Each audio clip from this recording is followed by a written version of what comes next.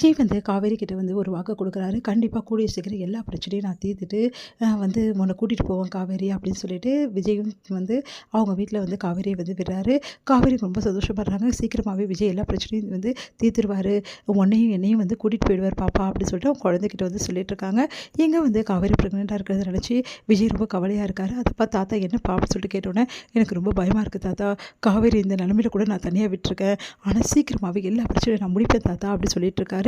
வந்து ஒரு ஐடியா பண்ணுறாரு. வெண்ணிலா கிட்டேயும் அதே மாதிரி எல்லார்கிட்டையுமே வந்து சொல்கிறாரு. இந்த மாதிரி சீக்கிரமாகவே வந்து வெண்ணிலாவுக்கும் விஜயும் கல்யாணம் பண்ணோம். இன்றைக்கி நான் எல்லா ஏற்பாடையுமே வந்து பண்ணிட்டேன். நாளைக்கு காலைல கல்யாணம். விஜயை அங்கே வர வச்சிடணும்.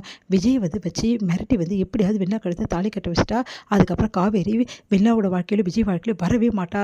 அதுக்கப்புறம் என்ன வெண்ணிலாவும் விஜயும் தான் ஜோடி சேர்ந்து வாழ்வாங்க அப்படின்னு சொல்லிட்டு சொல்கிறாரு. அதை கேட்டு எல்லாருமே அதிர்ச்சி அடைகிறாங்க. வெண்ணிலாவோட மாமாவும் இது நடக்குமான்றாங்க. கண்டிப்பாக நடக்கும், நீங்கள் கவலைப்படாதீங்க அப்படின்னு சொல்லிட்டு அவங்களுக்கு தேவையான அந்த கல்யாணத்துக்கு தேவையான ட்ரெஸ்ஸு புடவை எல்லாத்தையுமே கொடுக்குறாரு. அதை பார்த்து வெண்ணிலா ரொம்ப சந்தோஷம் அடைகிறாங்க. வெண்ணிலாவோட மாமா மட்டும் இதெல்லாம் நடக்குமான்னு தெரியலையே, இவர் வேற இப்படி ஏற்பாடு பண்ணுறாரு, அவன் வேற இடகுடமானவன் இருக்கானே அப்படி சொல்லிட்டு யோசிச்சுட்டு இருக்காரு. இங்கே வந்து என்னப்பா திடீர்னு கல்யாணம் ஏற்பாடு பண்ணிருக்கீங்க, விஜய் வருவாரா? விஜயை வர வைக்கணுமா? விஜயை வர வச்சு எப்படியாவது வெண்ணிலா கழுத்தை தாலி கட்ட வச்சுட்டா அதுக்கப்புறம் காவேரியோட குடும்பம் கடைசி வரைக்கும் கண்ணீரில் இருக்க வேண்டியதான். அதுக்கப்புறம் பொண்ணோட வாழ்க்கையை நினச்சி அந்த சாரதா தினம் வந்து மனசு கஷ்டப்படுவா. அந்த காவேரி நம்மளுக்கு என்னெல்லாம் தொல்லை கொடுத்தா அதுக்கு எல்லாத்துக்கும் நல்லா அனுபவிப்பா.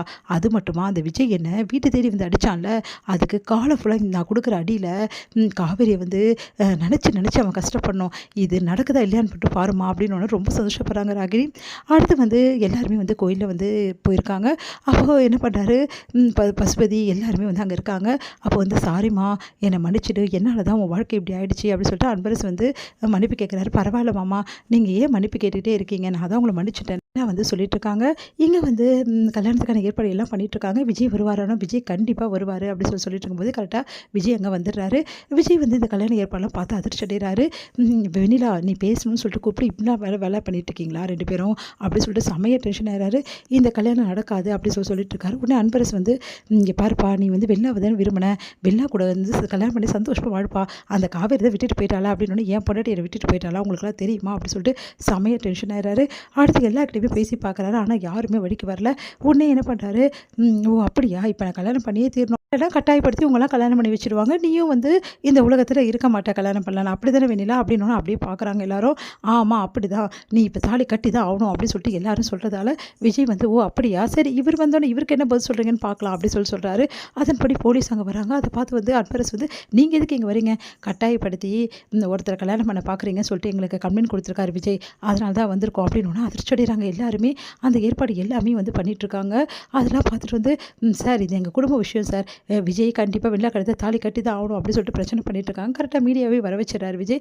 மீடியாக்காரங்க வந்து மேடம் நீங்கள் இப்படி பண்ணுவீங்கன்னு எதிர்பார்க்கல, உங்களுக்கு தான் நியாயம் கிடைக்கணும் நாங்களாம் சொல்லிட்டு இருக்கோம், ஆனால் நீங்கள் இந்த மாதிரி கீழ்த்தனமான வேலையில் இறங்குறீங்க அப்படின்னு விஜய் வந்து சொல்கிறாரு. என் பொண்டாட்டி எனக்காக என்ன வேணாலும் செய்ய காத்துட்ருக்கா, நானும் என் பொண்டாட்டியும் வாழணும்னு நினைக்கிறோம், ஆனால் இவங்க வேணும்னே வந்து பிரச்சனை பண்ணிட்டு இருக்காங்க, நீங்கள் வேணால் பாருங்கள் என்னை கட்டாய கல்யாணத்துக்காக எப்படிலாம் வந்து தொல்லை பண்ணுறாங்கன்னு சொல்லிட்டு நீங்களே பாருங்கள் அப்படின்னு எல்லாத்தையுமே காட்டுறாங்க. அதை பார்த்து எல்லாம் அதிர்ச்சி அடைகிறாங்க. மேடம் நீங்கள் இவ்வளோ மோசமாக நடந்துட்டுருக்கீங்க, இது நியாயமா அப்படின்றாங்க. உடனே பெண் போலீஸ் எல்லாருமே வந்துடுறாங்க. அவங்க எல்லாருமே வந்து இந்த மாதிரி இதெல்லாம் தப்புமா, நீங்கள் எதுவாக இருந்தாலும் ஸ்டேஷனில் வந்து பேசிக்கிங்க அப்படின்னு சொல்லிட்டு எல்லாருமே வந்து கூட்டிகிட்டு வராங்க. இதை பார்க்குற விஜய் வந்து நேராக வந்து நிற்கிறாரு. பசுபதி கிட்டே பார்த்தீங்கல்ல, நீ செஞ்ச வேலைக்கு பதிலடி எப்படி கொடுத்தேன்னு சொல்லிட்டு என்னை யாராலையும் கட்டாயப்படுத்தி எதுவுமே பண்ண முடியாது, என்றைக்குமே நான் காவேரியோட புருஷன் தான் புரியுதா அப்படின்னு எல்லாம் அதிர்ச்சி அடைகிறாங்க பார்த்து விஜயை.